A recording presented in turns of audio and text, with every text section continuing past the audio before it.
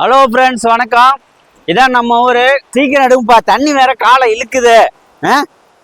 வேகமாக எடுக்க வேண்டியதானே. இல்லை, அரைச்சது போட்டுக்கலாம்.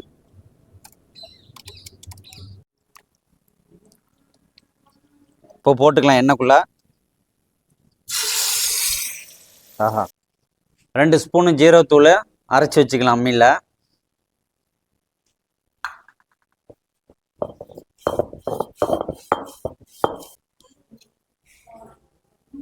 மிளகு 3 ஸ்பூனு அரைச்சி வச்சுக்கலாம்.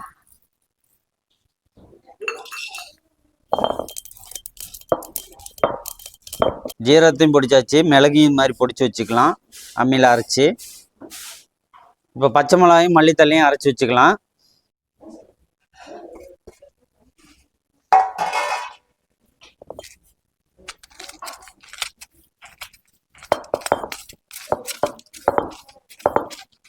இப்போ 3 பெரிய வெங்காயம் இந்த சைஸுக்கு எடுத்து வச்சுக்கலாம்.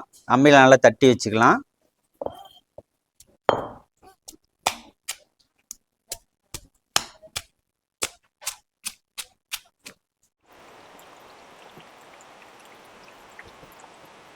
ஹலோ ஃப்ரெண்ட்ஸ், வணக்கம். இதான் நம்ம ஊர் கொல்லிமலை அடிவாரம் புளியாஞ்சோலை. மழை பெஞ்சு தண்ணி அதிகமாக வந்துட்டு இருக்கு. ஏரியெல்லாம் கடை போயிட்டு இருக்கு.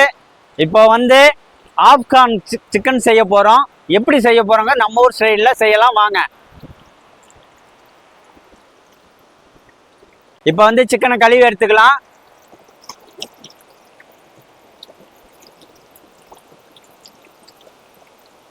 இப்போ மஞ்சள் பொடி போட்டுக்கலாம். எப்பா சீக்கிரம் எடுப்பா, தண்ணி வேற காலை இழுக்குது. வேகமாக எடுக்க வேண்டியதானே. வேகமாக எடுப்பா.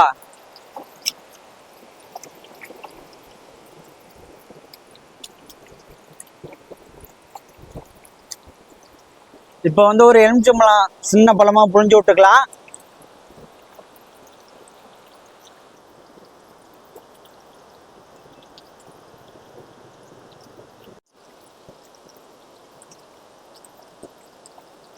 இப்போ அம்மியில் அரைச்ச இஞ்சி பூண்டு பேஸ்ட்டை போட்டுக்கலாம். உப்பு கொஞ்சம் போட்டு பிரட்டி வச்சுக்கலாம்.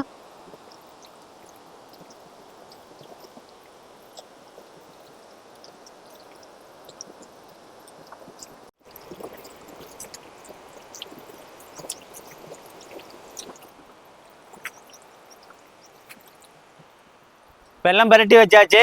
இனிமேல் தயிரை போட்டு பிரட்டி அப்புறமா பொரிச்சு எடுத்துக்கலாம்.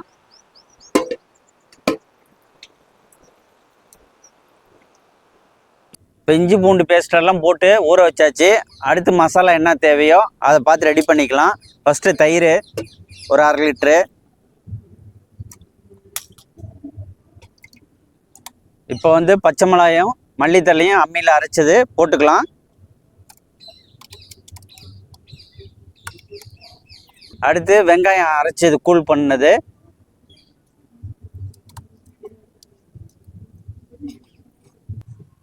இப்போ கரம் மசாலா போட்டுக்கலாம்.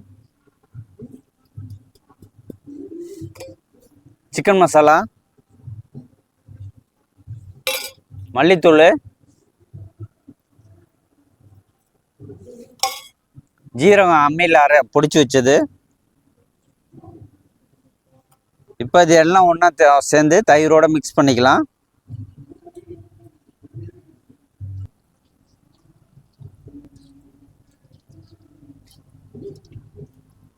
மசாலாலாம் தயிரோடு நல்லா கலக்கட்டும். நல்லா கலந்தால் தான் நல்லா டேஸ்ட்டு நல்லா. இப்போ கஸ்தூரி மேந்தியை போட்டுக்கலாம். இது எதுக்கு போட்டோன்னா அப்போ நல்லா ஃப்ளவர் கிடைக்கும்.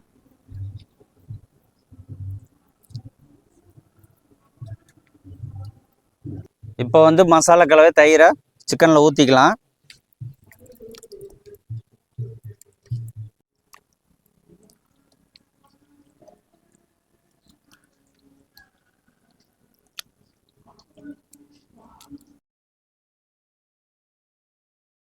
இப்போ 10 நிமிஷம் அப்படியே மசாலாவோட ஊறட்டும்.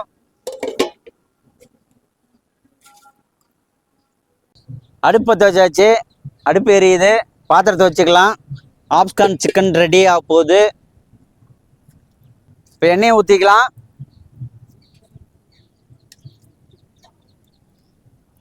இப்போ கலவை நல்லா கலந்து வந்துருச்சு, எண்ணெயும் காஞ்சிருச்சு. இப்போ போட்டுக்கலாம் எண்ணெய்க்குள்ள.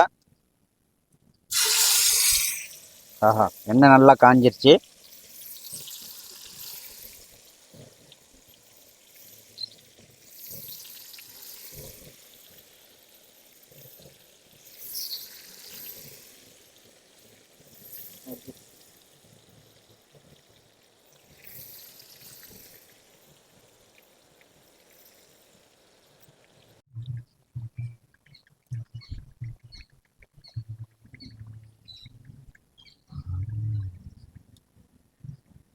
இப்போ சிக்கனை வந்து எண்ணெயில் முழுகிற மாதிரி போட வேண்டாம், இந்த அளவுக்கு எடுத்துக்கிட்டால் போதும். பெரட்டி பெரட்டி மீனை வறுக்கிற மாதிரி இப்படி பெரட்டி பெரட்டி அப்படி ரோஸ்ட் வறுவல் மாதிரி இப்படி பண்ணிக்கலாம்.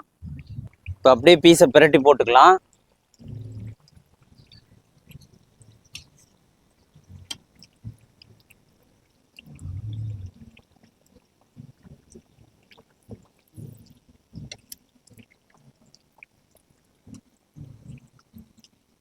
இப்போ எண்ணெயில் போட்ட வாசனை சூப்பராக வருது, நல்ல வாசனை, அருமையாக இருக்குது வாசனை. இப்பயே சாப்பிடணும் போல இருக்குது.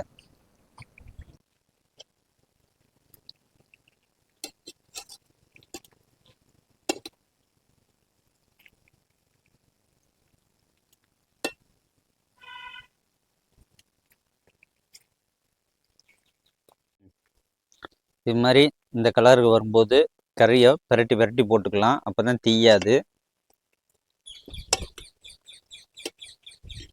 இப்போ இந்த மாதிரி எண்ணெயிலேயே ரோஸ்ட் மாதிரி பொரிச்சு வந்தோடனே இப்போ பெரட்டின தயிரை ஊற்றிக்கலாம். நம்ம ஏற்கனவே மசாலா கலந்த தயிரெல்லாம் வச்சுருந்தோம், அந்த தயிரை ஊற்றி பெரட்டிக்கலாம். இப்படி தயிரை ஊற்றிக்கலாம்.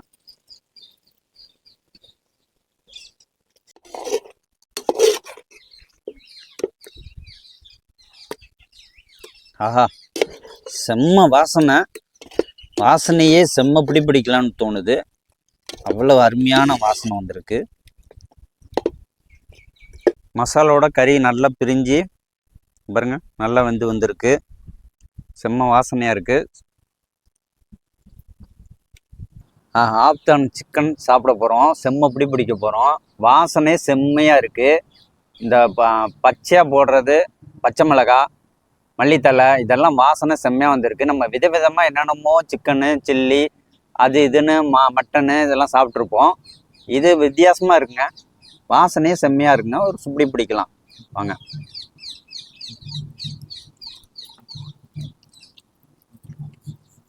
செம்மையாக இருக்குங்க டேஸ்ட்டு, காரம், இது ஒரு வித்தியாசமான டேஸ்ட்டாக இருக்கு தெரியுதுங்க. பாருங்க, கறியெல்லாம் பஞ்சாக வந்துருக்கு,